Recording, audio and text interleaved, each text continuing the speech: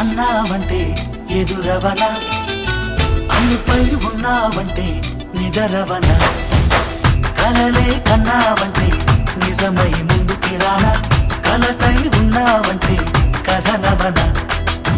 అమ్మలో ఉండే సగం అక్షరం నేనే, నాన్నలో రెండో సగం లక్షణం నేనే.